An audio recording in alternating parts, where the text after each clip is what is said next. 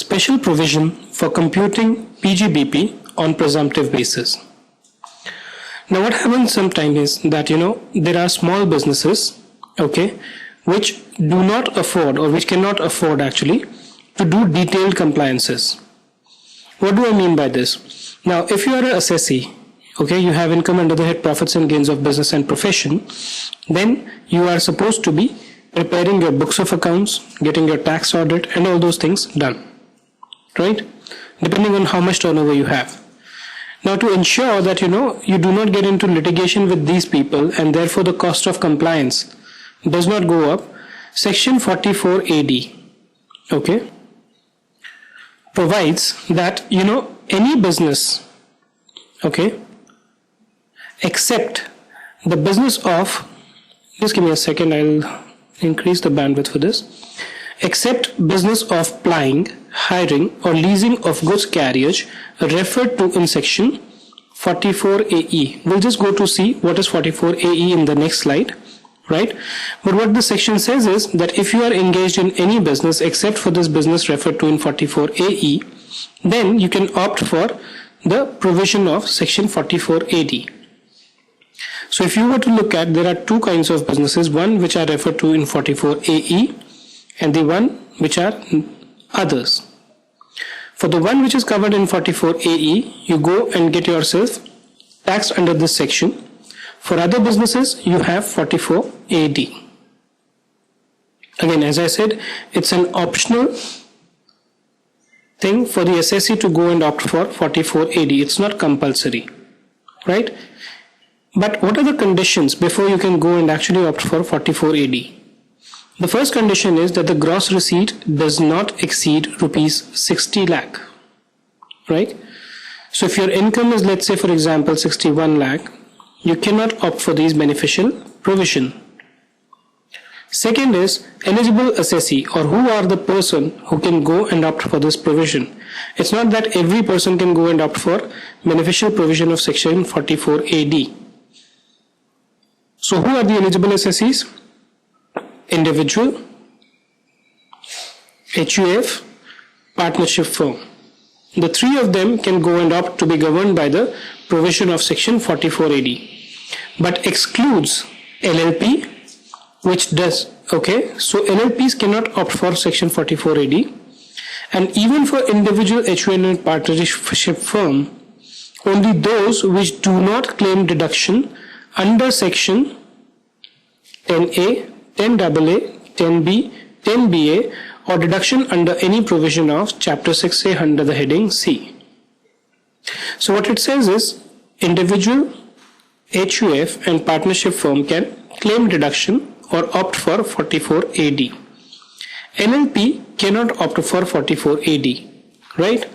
Even for these individuals, the HUF and the partnership firm, only those individual HUF and partnership firm which do not claim a deduction under 10A, 10AA, 10B and 10BA or under chapter 6 C part, right?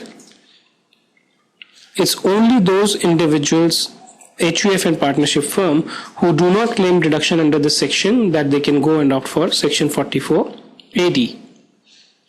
Now what is the benefit of opting under 44 AD?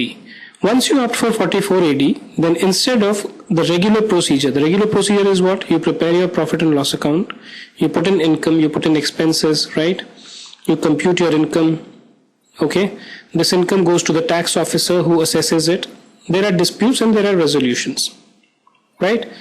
But the simpler way which the law gives an option to the assessee is given under 44 AD. So if you are an eligible assessee, you comply with all the conditions which are specified therein, then instead of preparing these details, what you can do is you can just see what are your gross receipts and then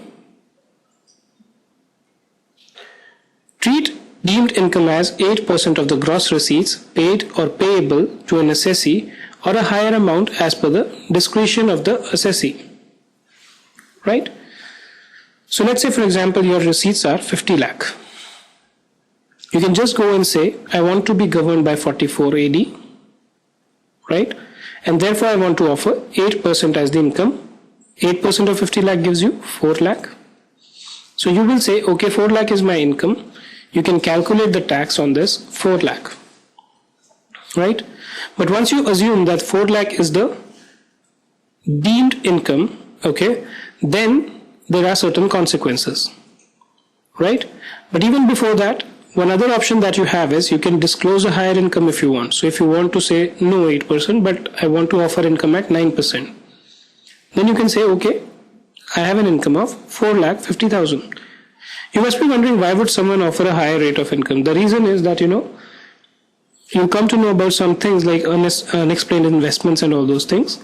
So basically, today if you require to incur transactions in check, you have to explain the source. So if you're actually earning more, you should disclose more, because what that will do is that will ensure that your payments and everything which you make in check later on are not scrutinized by the tax office.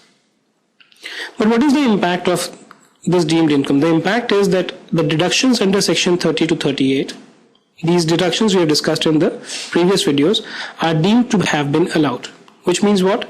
Once you've claimed that, okay, 4 lakh is my income, you cannot go back and say, now allow me depreciation also, or any other expense for that matter which covers under 30 to 38. These are not allowed.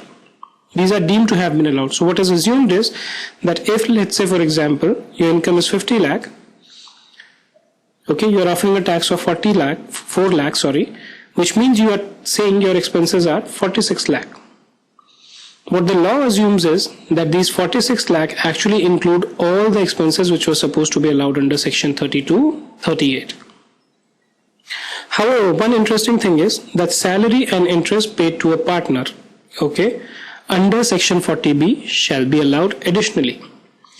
So after you have calculated 4 lakh, right, then you can additionally claim a deduction for interest and salary paid to a partner, and that will be in the case of a partnership firm, but of course subject to section 40B, right?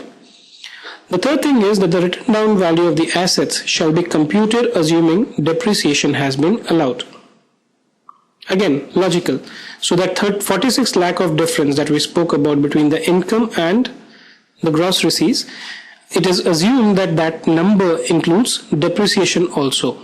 And therefore, on a year-to-year basis, you will calculate the value of your depreciable assets after reducing that number. And the last one is that deduction under section 80C to 80U shall be available. So after you calculate this 4 lakh, you can further reduce any deductions which are available to you under 80C to 80U. The third one, turnover for tax audit.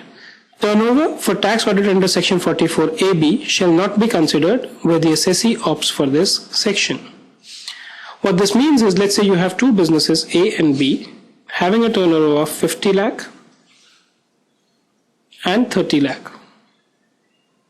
If you opt for 44AD under this section, then to see whether or not tax audit requirements are applicable to you, this number will not be considered. It's only this which is going to be considered. Right? And the last one is claim of income to be lower than the deemed profits. Now an assessee can also say that, look, my income is actually not 8% but 6%. You can claim that your income is lower. But in that case, you have to, books of accounts have to be maintained under section 44AA. Right? And you also need to see whether you are eligible for tax audit as well. So it's not mandatory that you have to always opt for 8%. You can opt for more than 8% or less than 6%. But if you go for less than 8%, but if you go for less than 8%, then you have to maintain the books of accounts and get the tax audit if it is applicable to you. Right? Let's move on to the next slide now.